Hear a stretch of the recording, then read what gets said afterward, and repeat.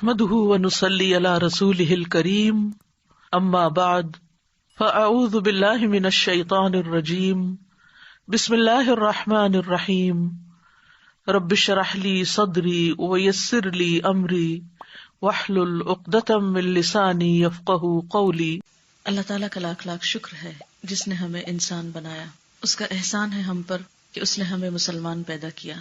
مسلمان بنانے کے بعد اس نے ہمیں صرف سوچ سمجھ سے ہی نہیں نوازا بلکہ اس کے ساتھ ساتھ بہترین رہنمائی بھی عطا کی، ایسی رہنمائی جس سے نہ صرف یہ کہ ہماری یہ زندگی خوبصورت ہو جائے، خوشحال ہو جائے، بلکہ اس کے ساتھ ساتھ ہماری اصل زندگی، ہمیشہ کی زندگی بھی پرسکون ہو جائے۔ چونکہ اللہ تعالیٰ ہمارا خالق ہے، وہ ہمیں ہم سے زیادہ جانتا ہے، بہتر جانتا ہے کہ ہماری ضروریات کیا ہیں۔ تو جہاں اس نے ایک طرف ہمارے جسم کی ضروریات کے لیے طرح طرح کی نعمتیں اس دنیا میں پیدا کی ہیں، کھانے پینے کے سامان اور زندگی کی دوسری راحتیں، اور پھر اس کے لیے انسان کو کوشش کرنے اور محنت کرنے کا جذبہ بھی دیا ہے، وہاں دوسری طرف اس نے ہمارے لیے روح کی تسکین اور دل کی خوشی کے سامان بھی پیدا کیے ہیں۔ لیکن آج ہم دیکھتے ہیں کہ انسان مادی زندگی میں جتنی ترقی کرتا جا رہا ہے اتنا ہی روحانی طور پر کمزور ہوتا جا رہا ہے۔ جتنی زیادہ ہمیں دنیا کی نعمتیں میسر آتی جا رہی ہیں، دلوں کی خوشیاں اور روح کا سکون اتنا ہی کم ہوتا چلا جا رہا ہے۔ آخر اس کی کیا وجہ ہے؟ کیا خوشی صرف مال و دولت کی کثرت کا نام ہے؟ کیا خوشی صرف اچھے لباس سے حاصل ہوتی ہے؟ کیا خوشی ایک اچھے گھر میں رہنے سے حاصل ہوتی ہے؟ نہیں، یقیناً نہیں۔ اس لیے کہ بہت سے لوگ جنہیں دنیا کی یہ ساری نعمتیں حاصل ہیں، سب کچھ ان کے پاس ہے، اس کے باوجود وہ خوش نہیں ہیں۔ دنیا میں ایک کثیر تعداد ان انسانوں کی ہے کہ جو سکون سے سو بھی نہیں سکتے، جو ذہنی طور پر پریشان حال ہیں۔ ایسے میں انسان کے لیے ضروری ہے کہ وہ اپنے خالق ہی سے پوچھے کہ اس کا علاج کس چیز میں ہے اور اسے اس دنیا میں بھی پرسکون رہنے کے لیے کیا کرنا چاہیے۔ بسا اوقات ہم ٹرینکولائزرز کے ذریعے یا ایسی دواؤں کے ذریعے اپنے آپ کو کام ڈاؤن کر لیتے ہیں، سلا دیتے ہیں، اپنے آپ کو بے حس کر دیتے ہیں کہ جس سے ہم کم سوچیں، کم پریشان ہوں، لیکن یہ کوئی مستقل حل نہیں ہے۔ ایسی کیفیت میں انسان دنیا کی نعمتوں سے صحیح طور پر مستفید نہیں ہو سکتا۔ تو آئیے دیکھتے ہیں وہ کون سی چیزیں ہیں، وہ کون سے کام ہیں، وہ کون سے طریقے ہیں جن کو اختیار کر کے ہم خوشی پا سکتے ہیں، سکون پا سکتے ہیں۔ جب ہم قرآن پاک پر غور کرتے ہیں، جو کہ اللہ تعالیٰ نے انسان کے لیے ایک رہنمائی کی کتاب بنا کر بھیجا ہے، ذالک الکتاب لا ریب فیہ ھدی للمتقین، اس کے ساتھ ایک معلم بھی بھیجا رسول اکرم صلی اللہ علیہ وسلم کو، جنہوں نے آ کر خوشی کا راز اور پرسکون زندگی کا گر انسانوں کو بتایا اس کتاب کے ذریعے اور اپنی عملی زندگی کے ذریعے۔ تو ہم دیکھتے ہیں کہ چند ایک چیزیں ہمارے سامنے آتی ہیں جن کو اپنا کر انسان پرسکون زندگی بسر کر سکتا ہے۔ اس میں سب سے پہلی چیز تو بذات خود ایمان ہے، اور ایمان ایسا ایمان جو زندہ ایمان ہو، محض ایک ریچول کے طور پر نہ ہو، صرف ایک پیدائشی ایمان نہ ہو، بلکہ شعور کے ساتھ، پورے احساس کے ساتھ، ہوش و حواس کے ساتھ ان تمام چیزوں کو ماننا جنہیں اللہ تعالیٰ نے ماننے کے لیے ضروری قرار دیا ہے۔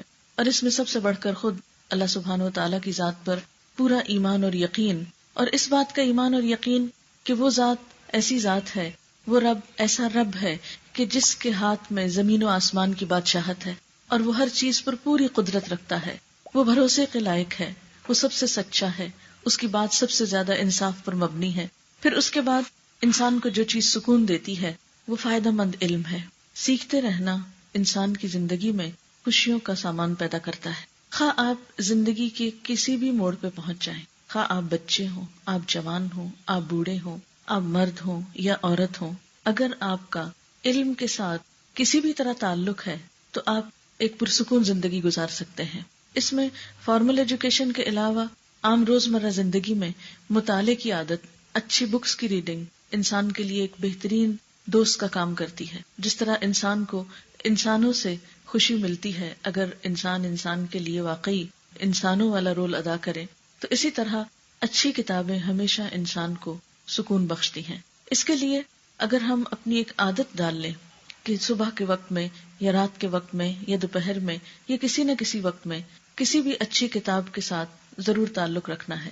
اب دیکھیے کہ پڑھنے کو بہت کچھ ملتا ہے، ریڈنگ کے لیے بہت کچھ اس وقت کتابیں موجود ہیں، لیکن ہر طرح کی کتابیں سکون نہیں بخشا کرتی۔ کچھ کتابیں تو ایسی ہوتی ہیں جو الٹا انسان کا سکون برباد کر دیتی ہیں۔ اس معاملے میں بھی سلیکشن بہت ضروری ہے۔ اسی لیے میں نے لفظ استعمال کیا ہے نفع مند علم، فائدہ مند علم، جو ہمیں دنیا میں کسی قسم کا فائدہ دے یا پھر آخرت کے اعتبار سے فائدہ مند ہو. کیونکہ کچھ کتابیں ایسی ہوتی ہیں جو وقتی طور پر تو ایک خوشی کا سبب بنتی ہیں یا ذہنی انٹرٹینمنٹ کا سبب بنتی ہیں، لیکن حقیقت میں انسان کے قلب و روح میں سکون کا سبب نہیں بنتی. اس لیے کتابوں کے انتخاب میں یہ بات ضروری ہے کہ ایسی چیز انسان کے سامنے ہو، وہ چیز پڑھے کہ جس سے اس کی زندگی میں ایک امنگ پیدا ہو، کچھ کرنے کا جذبہ پیدا ہو، اس کو زندگی میں ایک روشنی ملے، اس کی امید میں اضافہ ہو، مایوسی سے بچانے والی چیز ہو. اس لیے علم نافع جو ہے وہ دلوں کو کھولتا ہے، وہ دلوں کے غم کو دور کرتا ہے اور انسان کے بہت سے بوجھ کو بانٹ لیتا ہے. اس دنیا میں بہترین دوست کتاب ہے، یعنی بہترین دوست اگر کوئی ہو سکتا ہے تو وہ کتاب کا ساتھ ہے. کتاب ایسے وقت میں بھی انسان کے پاس ہوتی ہے جب انسانی دوست انسان کو چھوڑ جاتے ہیں یا اپنی مجبوریوں کی وجہ سے کام نہیں آ سکتے. یہ ایک خاموش ساتھی ہے کہ جس سے آپ جس وقت چاہیں فائدہ اٹھا سکتے ہیں. اس لیے اچھی کتابوں کا مطالعہ سکون دینے والی چیز ہے. آپ دیکھیں کہ مثلاً آپ کو نیند نہیں آ رہی، آپ کا دل نہیں لگ رہا، آپ بے چین ہو رہے ہیں، کوئی بھی اچھی کتاب پڑھنا شروع کریں، آپ دیکھیں گے کہ تھوڑی دیر کے بعد خود بخود آپ کو نیند آنے لگے گی. آپ تنہائی محسوس کر رہے ہیں، گھبراہٹ ہو رہی ہے، ڈپریشن ہو رہا ہے، آپ اچھی کتاب پڑھنا شروع کریں، آپ دیکھیں گے کہ اس میں فوراً کمی ہونے لگے گی، کیونکہ وہ کتاب آپ کو اپنے اندر انوالو کر لے گی. اور ان کتابوں میں سب سے بہترین کتاب جس میں ہر علم کی بنیاد ہے، جو تمام علوم کا منبع ہے، جہاں تمام علم جمع ہو جاتے ہیں، وہ اللہ کی کتاب ہے. اللہ کی کتاب دراصل ہماری روح کی غذا کے طور پر آئی ہے. جس طرح جسم کو کھانے پینے کی ضرورت ہے، اسی طرح ہماری روح کو بھی سکون چاہیے، اور وہ اللہ کی کتاب سے ملتا ہے. اور اللہ تعالیٰ خود اس کتاب کا تعارف قرآن پاک میں فرماتے ہیں، کتاب انزلناہ الیک مبارک، یہ کتاب جسے ہم نے آپ کی طرف اتارا ہے بہت برکت والی ہے. ایک اور جگہ پر آتا ہے وَنُنَزِّلُ مِنَ الْقُرْآنِ مَا هُوَ شِفَاءٌ وَرَحْمَةٌ، ہم قرآن میں سے وہ چیزیں اتارتے ہیں جو شفا اور رحمت ہے. ایک اور جگہ پر آتا ہے شفاء لما فی الصدور، کہ یہ کتاب سینے کی بیماریوں کے لیے، دل کی بیماریوں کے لیے شفا کا کام کرتی ہے. تو گویا اللہ کی کتاب کا پڑھنا اور صرف تلاوت کرنا ہی نہیں بلکہ اس کو سمجھ کر پڑھنا انسان کے گہرے غم، دکھ اور ڈپریشن کا علاج ہے. یہ ایک ایسا تجربہ ہے جس کے کرنے کے بعد کوئی بھی شخص مایوس نہیں رہ سکتا، صرف اس کو آزمانے کی ضرورت ہے. اس کے بعد دوسری چیز جو انسان کے غم کو دور کر سکتی ہے وہ استغفار کی کثرت ہے، یعنی اپنے گناہوں کی معافی مانگتے رہنا. ہم انسان ہیں، کمزور ہیں، ہم سے خطائیں ہوتی ہیں، اللہ تعالیٰ کے حق میں بھی ہم سے کمی ہوتی ہے اور بندوں کے حق میں تو نہ جانے کتنی دفعہ کمی ہوتی ہے. بعض اوقات ہم سے ایسی حرکتیں ہو جاتی ہیں کہ ہمیں احساس بھی نہیں ہوتا، اندازہ بھی نہیں ہوتا، اور دوسرا شخص اس سے دکھی ہو جاتا ہے. یہ ہم میں سے ہر ایک کا تجربہ ہے. اور ایسے میں جس شخص سے ہمیں تکلیف پہنچی ہوتی ہے اس کو جب احساس بھی نہیں ہوتا، ہم سے معافی کہاں مانگ سکتا ہے؟ یا اگر اسی طرح ہم کسی کے لیے دکھ اور تکلیف کا سبب بنے ہیں تو ہم بھی کسی سے معافی نہیں مانگتے. تو ایسے میں استغفار کی کثرت جو ہے وہ انسان کے گناہوں کو دھوتی ہے، انسان کی ایسے ہی غلطیوں کا ازالہ کرتی ہے، انسان کے دل سے بوجھ ہٹاتی ہے اور انسان کو اللہ کے قریب کرتی ہے. اسی لیے حدیث پاک میں آتا ہے من لزم الاستغفار جعل اللہ لہ من کل ہم فرجا، جس نے استغفار کی پابندی کی اللہ تعالیٰ اس کے لیے ہر غم اور ہر فکر اور پریشانی سے نکلنے کا راستہ بنا دیں گے. نوح علیہ السلام نے اپنی قوم کو بھی اسی چیز کا وعدہ کیا تھا، فَقُلْتُ اسْتَغْفِرُوا رَبَّكُمْ إِنَّهُ كَانَ غَفَّارًا، میں نے اپنی قوم سے کہا کہ تم اپنے رب سے استغفار کرو، یقیناً وہ بہت معاف کرنے والا ہے. فائدہ تمہیں اس سے کیا ہوگا؟ یرسل السماء علیکم مدرارا، تمہارے لیے آسمان کو برسنے والا بنائے گا، یعنی خوب بارشیں برسیں گی، اور بارش جو ہے وہ اللہ کی رحمت کی علامت ہوتی ہے. اسی طرح وَيُمْدِدْكُمْ بِأَمْوَالٍ وَبَنِينَ، تمہیں مال اور بیٹوں سے نوازے گا. وَيَجْعَلْ لَكُمْ أَنْهَارًا، اور تمہارے لیے نہریں جاری کر دے گا. یعنی دنیا کی نعمتیں اور رحمتیں جو ہیں وہ کثرت استغفار سے آتی ہیں. جب کبھی دل میں کوئی دکھ، کوئی غم، کوئی ڈپریشن آنے لگے، فوراً استغفر اللہ شروع کر دیں. استغفر اللہ ربی من کل ذنب واتوب الیہ، اللہم اغفر لی ذنبی، اللہم اغفر لی. اور اگر عربی میں کوئی بھی نہیں آتی تو ہم اردو میں یا انگریزی میں اللہ تعالیٰ سے براہ راست اپنے گناہوں کی معافی مانگ سکتے ہیں کہ یا اللہ تو مجھے بخش دے، میری ان خطاؤں کو بھی جو مجھ سے ہو گئی انسان ہونے کے ناطے، ان غلطیوں کو بھی معاف کر دے کہ جو میں نے انجانے میں کی، ان گناہوں کو بھی معاف کر دے جو سب کے سامنے کیے، اور ان کو بھی معاف کر دے جو چھپ کر کیے. تو استغفار ایک ایسا علاج ہے انسان کے لیے قرآن و سنت کی روشنی میں کہ جو انسان کے بہت سے دکھوں، محرومیوں اور غموں کا مداوع ہو سکتا ہے۔ پھر اسی طرح استغفار کے علاوہ کوئی بھی اور ذکر، قرآن پاک میں اللہ تعالیٰ فرماتے ہیں الا بذکر اللہ تطمئن القلوب، سنو، خبردار رہو، اللہ کے ذکر سے دلوں کو اطمینان ملتا ہے، دلوں کو سکون ملتا ہے۔ بعض اوقات انسان جب بہت غم کی حالت میں ہوتا ہے تو ذکر کو بھی دل نہیں چاہتا، ایسے میں انسان اگر ہمت کر کے صرف اللہ اللہ ہی کو پکارنے لگے، یا سبحان اللہ و بحمدہ سبحان اللہ العظیم، اللہ اکبر، الحمدللہ، سبحان اللہ، لا الہ الا اللہ، کوئی بھی چیز جو انسان کے لیے پڑھنے میں آسان ہو، انسان اس سے فائدہ اٹھا سکتا ہے۔ لیکن ذکر کی کثرت جو ہے یہ انسان کے دل کو روشن کرتی ہے، انسان کے دلوں کے بوجھ کو اتارتی ہے۔ ایک اور چیز جو انسان کو فائدہ دیتی ہے وہ بندوں کے ساتھ احسان کرنا ہے، اور بغیر کسی فرق کے احسان کرنا، خواہ کوئی اپنا ہم مذہب ہو، ہم وطن ہو، یا ہم زبان ہو، یا ہم رنگ ہو یا نہ ہو، کوئی شخص کسی بھی دین کا ہو، کسی بھی مذہب کا ہو، کسی بھی رنگ صورت کا ہو، کسی بھی سٹیٹس کا ہو، کہیں کا بھی ہو، کوئی بھی انسان، اس کے ساتھ اچھائی برتنا، اس کے ساتھ احسان کرنا، اس کا بھلا کرنا، اس کے کام آنا، اس کی خیرخواہی سوچنا دلوں کو سکون بخشتا ہے۔ جب آپ کا دل سب انسانوں کے لیے محبت کرتا ہے، جب آپ کے دل میں ہر ایک کے لیے پیار ہے، جب آپ کے دل میں ہر ایک کے لیے خیرخواہی کا جذبہ ہے، تو یہ ایسی بہترین چیز ہے کہ جس کی اللہ تعالیٰ کے ہاں بہت قدر ہے، کیونکہ اللہ تعالیٰ اپنی مخلوق سے محبت کرتا ہے۔ اس لیے کسی بھی تعصب کے بغیر، کسی بھی فرق کے بغیر ہر انسان کے ساتھ خیرخواہی۔ عموماً ایسا ہوتا ہے کہ ہم یا تو اپنے خون کے رشتوں سے محبت کرتے ہیں، یا پھر اپنے دوستوں سے محبت کرتے ہیں، یا یہ کہ جو ہماری برادری یا خاندان یا زبان بولنے والا ہو اس سے محبت کرتے ہیں، یا اس کا بھلا چاہتے ہیں، یا اس کے لیے ہماری ہمدردیاں ہوتی ہیں۔ لیکن جب ایک انسان ان تمام چیزوں سے بالا ہو کے سوچتا ہے، کوئی کالا ہو یا گورا ہو، کوئی بھی زبان بولتا ہو، لیکن جب انسان اس کو اس نظر سے دیکھتا ہے کہ یہ میرے رب کی مخلوق ہے، اسے بھی میرے رب نے بنایا ہے، اور یہ بھی آدم کی اولاد میں سے ہے، اور اس رشتے میں مجھے اس کے ساتھ ہمدردی ہے، تو آپ دیکھیں گے کہ یہ چیز آپ کے دل کو سکون دے گی۔ ہوتا یہ ہے کہ بندوں کے ساتھ ہمارا معاملہ اسی طرح ہوتا ہے جیسی ہماری ان کے لیے سوچ ہوتی ہے۔ لوگ ہمیں ویسے ہی نظر آتے ہیں جیسے ہماری اپنی نگاہ ہوتی ہے۔ آپ دیکھیے کہ مثلاً اگر میں اینک اتار دوں تو اس سے کیا ہوگا، یہ میری نگاہ کمزور ہے تو مجھے سب کی شکل صحیح نظر نہیں آئے گی، حقیقت پہ فرق پڑ جائے گا، آپ کچھ ہیں مجھے کچھ اور نظر آ رہا ہے، لیکن چشمہ لگانے سے وہ سچویشن بدل جاتی ہے۔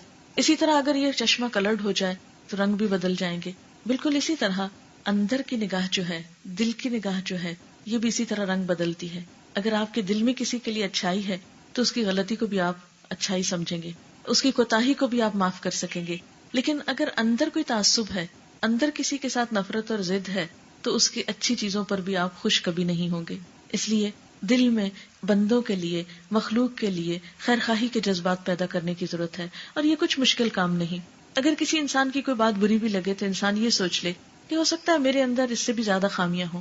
اگر کوئی شخص ایسی بات کر رہا ہے یا ایسا کام کر رہا ہے جو قابل نفرت ہے تو انسان کو سوچ لینا چاہیے کہ ہو سکتا ہے کہ میرے اندر بھی کوئی ایسی چیز ہو جو اللہ تعالیٰ کو پسند نہ آتی ہو، اور اگر میری ایسی حرکتوں کے باوجود رب مجھے رزق دے رہا ہے، میرے ساتھ احسان کر رہا ہے، تو مجھے بھی اس کے بندوں کے ساتھ احسان کرنا ہے۔ اگر کسی نے میرے ساتھ کوئی غلط معاملہ کیا تو ایسے موقع پر بھی معاف کرنے میں دیر نہیں لگانی چاہیے۔ روایات میں آتا ہے، قرآن پاک میں سورۃ النور میں یہ واقعہ موجود ہے، واقعہ افک کے نام سے، کہ سیدہ عائشہ رضی اللہ تعالی عنہا پر ایک الزام لگا تھا۔ ان کو ایک صحابی صفوان بن معطل کے نام سے منسوب کیا گیا تھا کہ شاید ان کے ساتھ کوئی برے ریلیشنز ہیں۔ یہ بہت بڑی بات تھی آپ کی عزت پر، اور مدینہ کے کچھ منافق اس الزام تراشی میں آگے تھے۔ ان سے متاثر ہو کر کچھ مخلص مسلمان جو تھے وہ بھی اس پروپیگنڈے کا شکار ہو گئے۔ تو ایسے میں حضرت ابوبکر صدیق رضی اللہ تعالی عنہ کے وہ رشتہ دار بنتے تھے، آپ ان کی کفالت بھی کرتے تھے، ان کا وظیفہ مقرر کر رکھا تھا کیونکہ وہ ضرورت مند تھے۔ تو وہ شخص بھی حضرت عائشہ پر الزام لگانے والوں میں تھے۔ تو جب آپ کو پتا چلا، اللہ تعالیٰ نے وحی اتاری اور معاملے کی حقیقت کھلی، تو حضرت ابوبکر صدیق رضی اللہ تعالیٰ عنہ نے قسم کھا لی کہ میں آج کے بعد اس شخص کی مدد نہیں کروں گا، کیونکہ اس نے میرے احسان کا بدلہ یہ دیا ہے کہ میری ہی بیٹی پر الزام لگایا ہے۔ تو فوراً قرآن پاک میں آیت اتری کہ وَلَا يَأْتَلِ أُولُو الْفَضْلِ مِنْكُمْ وَالسَّعَةِ، کہ تم میں سے جو فضل اور وسعت والے لوگ ہیں وہ ایسی قسمیں نہ کھایا کریں کہ غریب مہاجر مسلمانوں کی مدد نہیں کریں گے۔ الا تحبون ان یغفر اللہ لکم، کیا تم نہیں پسند کرتے کہ اللہ تعالیٰ تم کو معاف کر دے؟ تو معاف کر دو۔ یعنی اس سے بڑا زخم کسی کو کیا لگ سکتا ہے کہ اس کی بیٹی پر کوئی جھوٹا الزام لگائے اور انسان کو حق ہے کہ اس سے بدلہ لے، لیکن اللہ تعالیٰ کو پھر یہی پسند ہے کہ انسان دوسروں کی خطائیں معاف کر دے. کیونکہ دو ہی صورتیں ہوتی ہیں کسی بھی معاملے کے پیش آنے کے بعد، ایک یہ کہ انسان غلطی کرنے والے کو معاف کر دے، اور یہ کہ معاف نہیں کرے اور اپنے دل میں ہی پالے رکھے. اب آپ دیکھیں کہ اگر ہم پہلی صورت پر عمل کرتے ہیں کہ معاف کر دیتے ہیں تو اس سے ہمارا اپنا ہی دل ہلکا ہو جاتا ہے. دوسرے کو تو جو فائدہ ہوتا ہے سو ہوتا ہے، لیکن ہمیں خود بہت اس سے فائدہ ہوتا ہے. ایک اور دوسری شکل یہ ہے کہ ہم دوسرے کو معاف نہیں کریں، دل میں ہم غصہ بھرے رکھیں، غم پالے رکھیں، نفرت کے جذبات تازہ کیے رکھیں. کیونکہ ہوتا یہ کہ ہر چیز آہستہ سے بھولنے لگتی ہے، لیکن جب ہم دلوں میں گریں لگاتے ہیں تو پھر ہم کسی کا قصور معاف نہیں کرتے تو اس کو ہمیں تازہ کرنا پڑتا ہے، بار بار یاد دہانی کرانی پڑتی. اس سے ہم اپنے آپ کو خود ہی انگیج رکھتے ہیں اور ایسے میں ہمارا نقصان ہو جاتا ہے. تو اس لیے بہتر ہے کہ انسان دوسرے کو معاف کر دے. انسان کے اپنے ہی حق میں یہ بات بہتر ہے.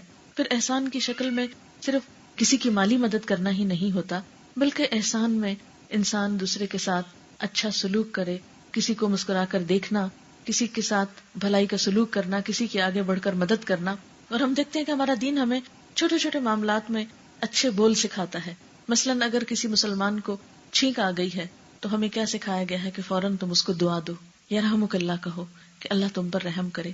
اسی طرح اگر کسی کو کوئی اچھی چیز ملی ہے تو اس کو مبارکباد دو، بارک اللہ فیکا، اللہ تمہیں اس میں برکت دے. اسی طرح مسلمان کا مسلمان پر یہ حق بتایا گیا ہے کہ جب وہ اسے دیکھے تو اس کو سلام کرے، اگر بیمار پڑ جائے تو اس کی عیادت کرے، اگر فوت ہو جائے تو اس کے جنازے پہ جائے، اس کے لیے بخشش کی دعا کرے. تو یہ چھوٹی چھوٹی چیزیں جن پر ہمارا کچھ بھی خرچ نہیں آتا. سلام کرنے پر کیا خرچ آئے گا؟ کسی کو اسمائل پاس کرنے میں ہمارا کیا خرچ آئے گا؟ کچھ بھی نہیں. اسی طرح اگر کوئی بیمار ہو گیا ہے اور ہم نے اس کا حال پوچھ لیا یا ویسے ہی ملاقات کے وقت حال پوچھ لیا تو ہمارا اس پر کوئی بھی خرچ نہیں آئے گا. کسی نے ہمیں سلام کیا تو ہم نے اس کا جواب دے دیا، تو دو لفظ ہی تو زبان سے بول رہے ہیں، ہم دن بھر پتہ نہیں کیا کچھ بولتے رہتے ہیں، لیکن اگر جواب دے کر ہم دوسرے کو خوش کر دیتے ہیں تو اس سے ہمارا کچھ بھی نقصان نہیں ہوتا. اور اسلام نے ان چھوٹے چھوٹے کاموں پر ہمیں نیکی کا تصور بھی دیا ہے کہ تم سلام کا آغاز کرو گے تو تمہیں 30 نیکیاں ملیں گی، جو جواب دے گا اس کو 10 نیکیاں ملیں گی. یعنی چھوٹی چھوٹی چیز پر ایک شوق دلایا ہے اچھا کام کرنے کا.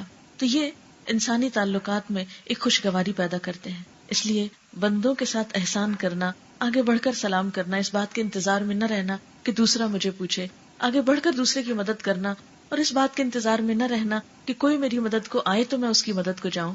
نہیں، جو شخص آگے بڑھ جاتا ہے سارا اجر وہ لوٹ لیتا ہے، اللہ کی نگاہ میں بھی پسندیدہ ہوتا ہے اور بندوں کی نگاہ میں بھی عزیز اور محبوب ہوتا ہے. یہ نہیں ہو سکتا کہ آپ کسی سے ہمدردی کریں تو اس کے دل میں آپ کے لیے پھر جگہ نہ ہو. ٹھیک ہے کچھ لوگ احسان فراموش ہوتے ہیں لیکن سب ایسے نہیں ہوتے. اور اگر کوئی وقتی طور پر احسان نہ بھی مانے تو اللہ تعالیٰ اس کے لیے ایسی سچویشن ضرور پیدا کرتے ہیں کہ کسی دن وہ آپ کا احسان مانے. صرف صبر کی ضرورت ہوتی ہے، ایک وقت کے گزرنے کی ضرورت ہوتی ہے. نیکی ضائع نہیں جاتی، نیکی اپنا ایک وزن رکھتی ہے، نیکی اپنا ایک اثر رکھتی ہے. صرف ہم جلد بازی کرتے ہیں کہ اگر میں نے ابھی کسی سے اچھا کیا ہے تو فوراً ہی مجھ کو ریٹرن ملے. پھر اسی طرح انسان کو جو چیز سکون دیتی ہے اور جو چیز خوشحال اور خوشگوار زندگی کا سبب بنتی ہے وہ اس کی جرت ہے، اس کی بہادری ہے. انسان کے دل کے اندر ایک عزم اور ایک پختہ ارادے کا ہونا انسان کے لیے بہت سی مشکلات کو آسان کر دیتا ہے. اب دیکھیے کہ خوف کیا چیز ہے. خوف باہر کی چیز نہیں، خوف ہمارے اپنے اندر کی چیز ہوتی. مثلا بچوں کو جب تک آپ نہیں ڈراتے اندھیرے سے تو وہ نہیں ڈرتے، لیکن جو ہی آپ ان کو اندھیرے سے خوف دلاتے ہیں یا بلی سے ڈراتے ہیں یا کتے سے ڈراتے ہیں یا کسی جن سے ڈراتے ہیں تو بچے ڈرنا شروع ہو جاتے ہیں. اور اگر آپ نے ان کے دل میں خوف نہیں ڈالا تو وہ خوف زیادہ نہیں ہوگی. جس چیز کا آپ کو علم نہیں، مثلا دیوار کے پیچھے کیا ہے، اگر آپ کو نہیں پتا تو آپ کے اندر کوئی خوف نہیں ہوگا، لیکن جو ہی آپ کو پتا چلے گا آپ ایک دم خوف زدہ ہو جائیں گے. تو اس خوف کا تعلق جو ہے وہ آپ کے اپنے اندر سے اور آپ کے علم سے اور آپ کے اپنے محسوسات سے ہوتا ہے. عموماً ہم بہت سی چیزوں کا ایسا خوف کرتے رہتے ہیں جس کی کوئی حقیقت نہیں ہوتی اور جس کے خوف کرنے کی کوئی ضرورت بھی نہیں ہوتی. اور اس خوف کو دور کرنے کے لیے سب سے مفید چیز اللہ کی ذات پر بھروسہ رکھنا ہے، ایک یقین کی کیفیت کا اپنے اندر ہونا ہے. پھر اسی طرح خوشحال زندگی کا ایک اور راز یہ ہے کہ انسان اپنے دل کو نفرت، حسد، عداوت اور بغض ان جذبات سے پاک کرے. جس طرح ہم اپنے جسم کی صفائی کرتے ہیں، جن لوگوں کو روز نہانے کی عادت ہوتی، اگر ایک دن وہ نہیں نہائے تو ان کو چین نہیں آتا، ایک بے چینی لاحق ہو جاتی ہے. حتیٰ کہ بچوں میں آپ نے دیکھا ہوگا کہ چھوٹے بچوں کو جو بالکل نیو بورن ہوتے ہیں، اگر آپ ان کو روزانہ نہلانے کے عادی ہیں اور وہ صاف رہنے کے عادی ہیں اور اگر ایک دن آپ کسی مجبوری سے نہیں نہلا سکے تو بچہ سوتا نہیں ہے. یعنی طبیعت پہ اتنا فرق پڑ جاتا ہے. تو جس طرح ہم اپنے جسم کو دھوتے ہیں، صاف کرتے ہیں، جس طرح ہم اپنا لباس صاف کرتے ہیں، جس طرح ہم اپنے گھروں کو صاف کرتے ہیں، اسی طرح ہمیں اپنی روح کی صفائی کی بھی ضرورت رہتی ہے، اپنے دل کی صفائی کی ضرورت رہتی ہے، اور روزانہ دلوں کو صاف کرنے کی ضرورت ہوتی ہے۔ اگر ہم ایک عادت بنا لیں کہ رات کو سوتے وقت صرف ایک جملہ دہرا لیا کریں کہ آج کے دن میں جس کسی نے مجھ پر کوئی زیادتی کی ہے میں نے اس کو معاف کر دیا، میں اپنے دل میں کسی کے لیے نفرت نہیں رکھوں گی، میں اپنے دل میں سیاہ داغ نہیں پڑنے دوں گی، تو آپ دیکھیں گے کہ آپ کے اپنے ہی ساتھ کیے ہوئے اس عہد اور وعدے سے خود آپ کو ریلیف ملے گا، ایک سکون اور ایک خوشی کی کیفیت آپ کے اندر آئے گی، کیونکہ اس چیز کی قدردانی کرنے والا بھی موجود ہے، آپ کے ان الفاظ کو سننے والا بھی موجود ہے۔ لا تأخذہ سنۃ ولا نوم، جس کو نہ نیند آتی ہے نہ اونگ آتی ہے، آپ سو رہے ہوتے ہیں وہ ہمیشہ جاگتا ہے، اور آپ کے اندھیرے میں یا دن میں یا رات میں کیے ہوئے کسی بھی کام سے وہ پوری طرح واقف ہے۔ اگر کوئی انسان اس کام کی آپ کو جزا نہ بھی دے تو ہم تو مسلمان ہیں، آخرت پر یقین رکھتے ہیں، یہ یقین رکھتے ہوئے کہ میرے اس عمل سے میرا رب راضی ہوگا اور میرے اس عمل سے مجھے بہترین جزا ملے گی، تو انسان کے لیے یہ کام کرنا آسان ہو جاتا ہے۔ کیونکہ کسی کی نفرت دل میں رکھنا دراصل کیا ہے؟ ایک میل ہے۔ نفرت کو آپ ایک میل سے تعبیر کر سکتے ہیں، ایک سیاہ داغ سے تعبیر کر سکتے ہیں۔ جب نفرت آپ کے دل میں ہوتی ہے تو وہ داغ آپ پہ لگا ہوتا ہے، جس سے آپ کر رہے ہیں اس کو کیا فرق پڑتا ہے؟ اس کو تو مثلاً آپ کوئی بری بات بولیں گے یا آپ اس سے برا کریں گے تو اس تک اثر جائے گا، ورنہ تو جب تک آپ اپنے دل میں رکھ کے آپ گڑ رہے ہیں، جل رہے ہیں، تو آپ ہی کو تکلیف ہو رہی ہے۔ اس لیے یک طرفہ طور پر ان چیزوں کو اپنے دل سے نکالنے کی کوشش کریں۔ آپ دیکھیے کہ اگر ہمیں تھوڑا سا بھی ایکسٹرا بوجھ اٹھا کے چلنا پڑے تو ہم تھوڑی دیر کے بعد تھک جائیں گے، بالکل اسی طرح ہماری روح تھک جاتی ہے نفرتوں کے بوجھ اٹھا اٹھا کر، دوسروں کے ساتھ ضد اور عداوت کے بوجھ اٹھا اٹھا کر۔ تو اگر اس کو اتار سکیں تو آپ دیکھیں گے کہ آپ کو اس سے ریلیف ملے گا، اور یہ صرف اپنے آپ کو سمجھانے کی ضرورت ہوتی ہے، اپنے آپ کو یقین دہانی کرانے کی کہ میرا یہ عمل رائے گاہ نہیں جائے گا۔ آپ دیکھیے کہ صدقہ مختلف طرح کا ہوتا ہے، مال کا صدقہ ہوتا ہے اور ایک عزت کا صدقہ بھی ہوتا ہے۔ سلف صالح کے بارے میں ملتا ہے کہ وہ بعض اوقات اس طرح دعا مانگتے تھے، یا اللہ تو میری یہ دعا قبول کر لے، میری یہ ضرورت پوری کر دے، میں نے اپنی عزت کا صدقہ کیا کہ اگر مجھے کبھی کسی نے کچھ برا کہا ہو یا میرے ساتھ برا کیا ہو تو میں نے اس کو معاف کر دیا۔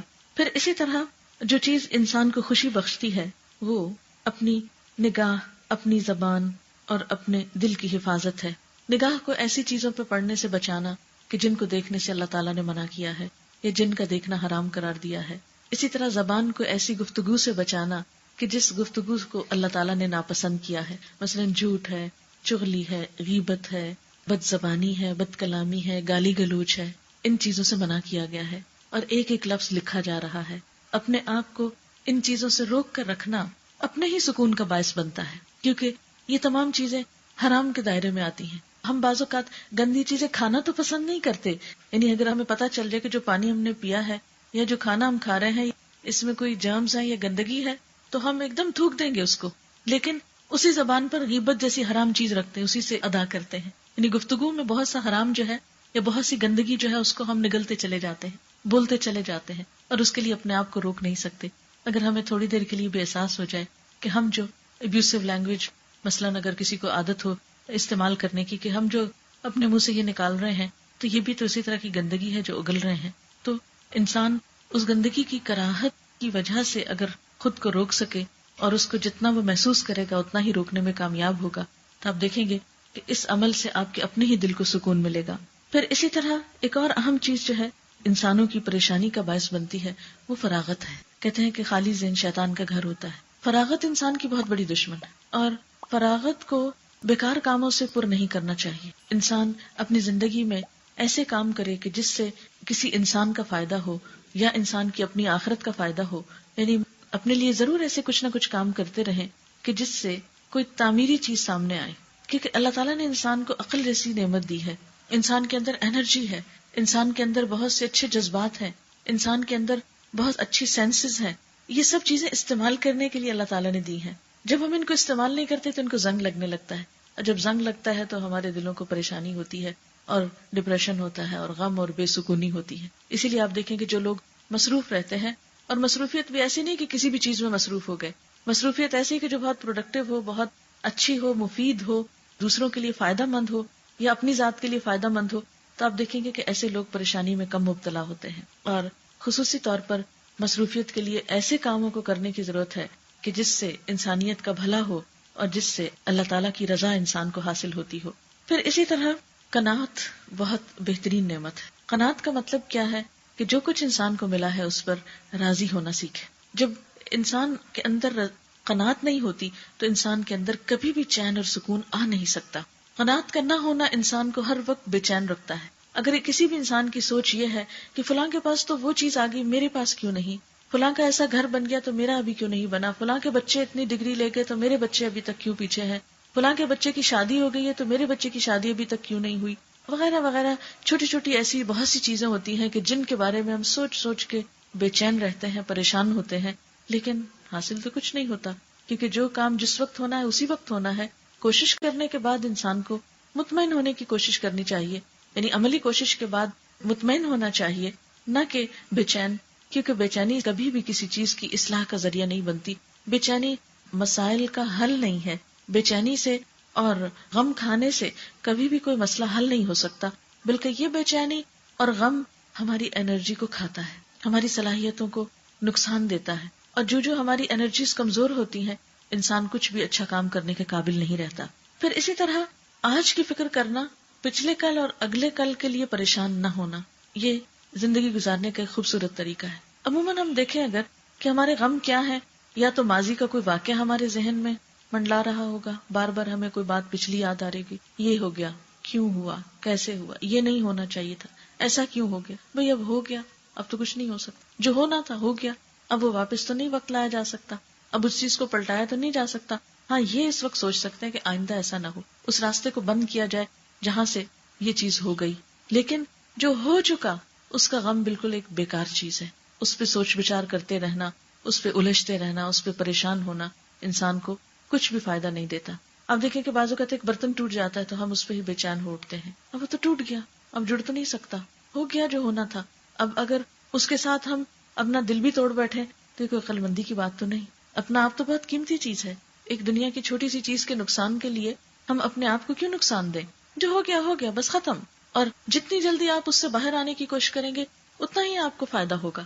پھر اسی طرح دوسری مشکل ہماری کیا، ہم آئندہ کے بارے میں بہت سوچتے ہیں، یعنی جس طرح ہم عموماً گزرے ہوئے کل یا ختم شدہ کل کے بارے میں سوچ سوچ کے پریشان ہوتے ہیں، اسی طرح ہم آنے والے کل کے بارے میں بھی بہت سے تفکرات کا شکار رہتے ہیں، بہت سی انجانی سی وریز اور فکر اور خوف آنے والے دنوں کے بارے میں ہمیں لگا رہتا ہے۔ مثلاً ہم سوچتے رہتے ہیں جب میں بوڑھی ہو جاؤں گی پھر میرا کیا ہو، اگر خدا نخواستہ شوہر کو کچھ ہو گیا، کوئی بیماری ہو گئی تو کیا ہوگا، بچوں کی شادی نہ ہوئی تو کیا ہوگا۔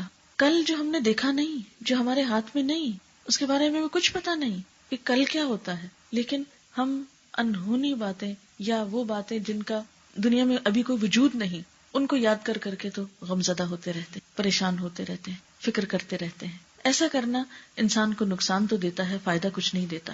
ایسے تمام امور کا علاج توکل میں ہے کہ انسان آنے والے خطرات کو سامنے رکھ کر پہلے سے پیش بندی کی کوشش کرے، لیکن ایک چیز یاد رہے کہ بہت سی چیزیں جو ہماری تقدیر کا حصہ ہیں ان کو ہم ٹال نہیں سکتے۔ مثلا موت کا ایک وقت مقرر ہے، آپ جتنی چاہیں فکر کریں، غم کریں، جب اس نے آنا ہے اس نے آ جانا ہے، اس نے پوچھنا نہیں ہے، انتظار نہیں کرنا۔